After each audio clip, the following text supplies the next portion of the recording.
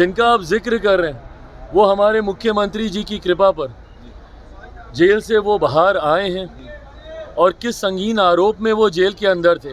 पुनः उसी समाज के लोगों पर जब वो एक उंगली उठा रहे हैं कि उन्होंने किसका साथ दिया नहीं दिया, मैं बस उनको इतना सुझाव दूँ कि वो खुद एक राजनीतिक परिवार से आते हैं, भले खुद सक्रिय राजनीति में नहीं हो, पर उनके परिवार के सदस्यों को आगे भी चुनाव लड़ना है, सब करना है। ऐसे नाम लेकर पासवानों के ऊपर इस तरीके से उंगली उठाना, पासवान समाज के ऊपर इस तरीके से उंगली उठाना, मुझे नहीं लगता कि गठबंधन में, क्योंकि उनके परिवार के सदस्य हैं, ये उचित है। लगभग 19,000 वोटों के मार्जिन से जनार्दन पासवान जी ने जीतने का काम किया, जिससे अब लोक जनशक्ति पार्टी रामविलास की उपस्थिति एक और राज्य में हो गई है। बिहार में जहां 5 सांसद हैं तो वहीं नागालैंड में हम लोग के 2 विधायक हैं, अब 1 विधायक हम लोगों का झारखंड में भी है। नमस्कार, स्वागत आपका लाइव बिहार में। मैं हूं आपके साथ है संजीव सिंह। के पूर्व सांसद आनंद मोहन ने बीते दिन केंद्रीय मंत्री चिराग पासवान को लेकर के जो बयान दिया था, उसको लेकर के बिहार की राजनीति गर्म है। साथ ही साथ आपको बता दें कि बिहार विधानसभा का शीतकालीन सत्र चल रहा है। इस दौरान विपक्ष लगातार सवालों से सत्ता पक्ष को घेरने में लगे हुए हैं। तेजस्वी यादव ने आज आरक्षण के मुद्दे पर भी सरकार पर हमला किए हैं और इसको लेकर के जब अभी भी केंद्रीय मंत्री चिराग पासवान से सवाल किया गया, केंद्रीय मंत्री चिराग पासवान पटना एयरपोर्ट पर पहुंचे थे और उनसे आनंद मोहन के साथ साथ तेजस्वी यादव को लेकर के जब सवाल किया गया तो उन्होंने जमकर हमला किए हैं आनंद मोहन पे और कहा है कि मुख्यमंत्री नीतीश कुमार के कृपा से जो लोग बाहर आए हैं वो लोग पासवान के बारे में इस तरह के बयान दे रहे हैं। साथ ही साथ उन्होंने कहा है कि उन पर क्या प्रतिक्रिया दिया जाए जो सक्रिय राजनीति में नहीं हो। और तेजस्वी यादव को लेकर के भी क्या कुछ कह रहे हैं चिराग पासवान, आइए आपको सुनाते हैं। पहली बात तो वो किसी राजनीतिक सक्रिय राजनीति से वो जुड़े हुए नहीं हैं। उनकी बात पे किसी प्रकार की प्रतिक्रिया देना कोई ज़रूरी नहीं है, पर हाँ, उनके परिवार के कई सदस्य सक्रिय राजनीति में हैं और वो ऐसे घटक दल में हैं जो हम लोग के गठबंधन का हिस्सा है। ऐसे में सुझाव बस इतना देंगे, जिनका आप जिक्र कर रहे हैं वो हमारे मुख्यमंत्री जी की कृपा पर जेल से वो बाहर आए हैं और किस संगीन आरोप में वो जेल के अंदर थे।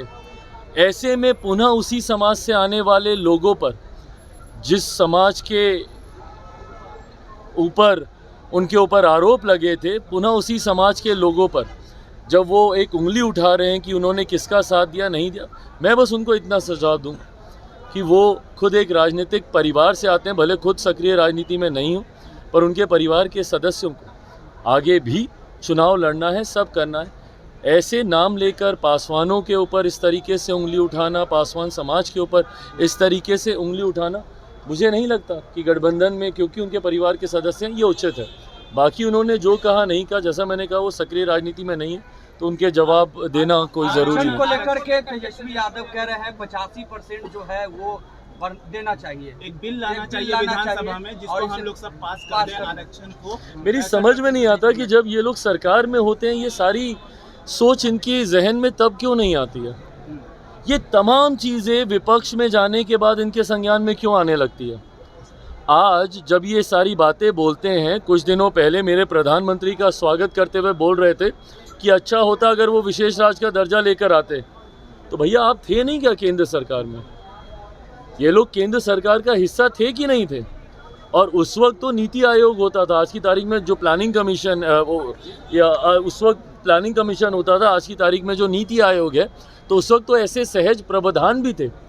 अगर ये चाहते, आज की तारीख में अगर हम लोग प्रावधानों का जिक्र करें तो कई ऐसे प्रावधान हैं जिसकी वजह से हम लोग को ये कठिनाई आ रही है। पर उस वक्त जब इनकी पार्टी लगातार निरंतरता में केंद्र सरकार का हिस्सा थी, क्यों नहीं इन लोगों ने बिहार को विशेष राज्य का दर्जा दिलवा दिया?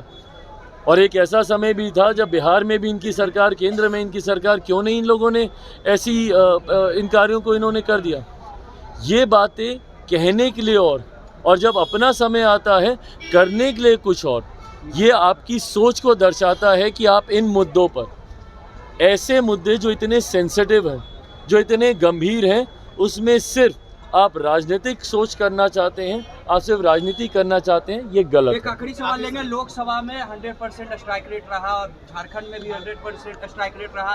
बिहार की तैयारी जो आपने शुरू कर दी है, प्रभारी जो है आपने फिर से अरुण भारती जी को नियुक्त किया है, तो तैयारी जो है कितनी सीटों पर आप लोगों की चल रही है? उम्मीद कितनी सीटों? देखिए, सबसे पहले तो मुझे खुशी है इस बात की, और मैं अपने संगठन के तमाम साथियों का, जो बिहार में हैं, जो झारखंड में हैं, मैं सबका मैं धन्यवाद दूंगा कि आज उन्होंने मेरे नेता, मेरे पिता आदरणीय रामविलास पासवान जी के उस सपने को पूरा किया, जहां उनकी चाहत थी कि लोक जनशक्ति पार्टी का भी प्रतिनिधित्व करने वाले विधायक झारखंड की विधानसभा में हों।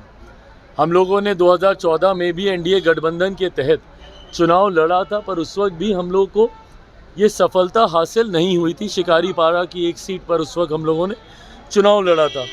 मुझे खुशी है कि चतरा में गठबंधन के तहत एक सीट पर हम लोगों को चुनाव लड़ने का मौका मिला, और उस सीट को एक बड़े मार्जिन से, लगभग 19,000 वोटों के मार्जिन से जनार्दन पासवान जी ने जीतने का काम किया, जिससे अब लोक जनशक्ति पार्टी रामविलास की उपस्थिति एक और राज्य में हो गई है। बिहार में जहां 5 सांसद हैं, तो वहीं नागालैंड में हम लोग के 2 विधायक हैं, अब 1 विधायक हम लोगों का झारखंड में भी है। तो ये मेरे उस नेता के सपने को पूरा करता है, जिसमें आदरणीय रामविलास पासवान जी ने पार्टी के विस्तार को देखा था। उसी विनिंग टीम को प्रभार, जिस टीम के साथ झारखंड में इन लोगों ने कार्य किया था, और जिस सुनियोजित तरीके से, जितनी मेहनत के साथ उस टीम ने सफलता हासिल की, केंद्रीय नेतृत्व का, तमाम वरिष्ठ नेताओं की ये सोच थी कि उसी टीम को ये जिम्मेदारी बिहार विधानसभा चुनाव को मद्देनज़र रखते हुए भी दी जानी चाहिए है, और ऐसे में उसी सोच के साथ ये जिम्मेदारी दी गई है। मैं मानता हूँ 100% स्ट्राइक रेट के साथ अभी तक हम लोग आगे बढ़ते जा रहे हैं। बिहार से पहले दिल्ली में भी चुनाव होने हैं, उसमें भी अगर मौका मिला तो हम लोग अपना यही स्ट्राइक रेट बरकरार रखना चाहेंगे। बट सबसे ज़्यादा महत्वपूर्ण है कि अगले साल जो बिहार विधानसभा में चुनाव हो रहे हैं, सीटों की संख्या गठबंधन के भीतर ही तय होंगी। उससे पहले मैं आपके साथ कतई साझा नहीं कर सकता हूं, पर हाँ, जितनी सीटें लड़ेंगे 100% स्ट्राइक रेट उसमें भी रहे, यही लक्ष्य मेरा और मेरी पूरी टीम का है। तो आपने सुना कि साफ तौर पे चिराग पासवान ये कहते नज़र आ रहे हैं कि जो मुख्यमंत्री की कृपा पर बाहर आए हैं, और बाहर आते ही फिर इस तरह का बयान दे रहे हैं। पासवान समाज को लेकर के इस तरह का बयान उन्हें नहीं देना चाहिए, और साथ ही साथ उन्होंने कहा है कि ये कोई सक्रिय राजनीति में नहीं है, इसलिए इस पर कोई टिप्पणी करना उचित नहीं है। साथ ही साथ उन्होंने तेजस्वी यादव पर हमला करते हुए कहा कि जब इनकी पार्टी जब केंद्र में जब सरकार में थी, तो उसमें ये लोग आरक्षण को लागू क्यों नहीं किया है। तेजस्वी यादव पर भी हमला किया चिराग पासवान, और साथ साथ आनंद मोहन को भी जवाब दिए हैं। क्या कुछ कर रहे थे, जवाब देते हुए आप सुन रहे थे। आप अपनी राय प्रतिक्रिया हमें कमेंट्स के माध्यम दे सकते हैं। आप देख रहे थे लाइव बिहार। बहुत बहुत धन्यवाद।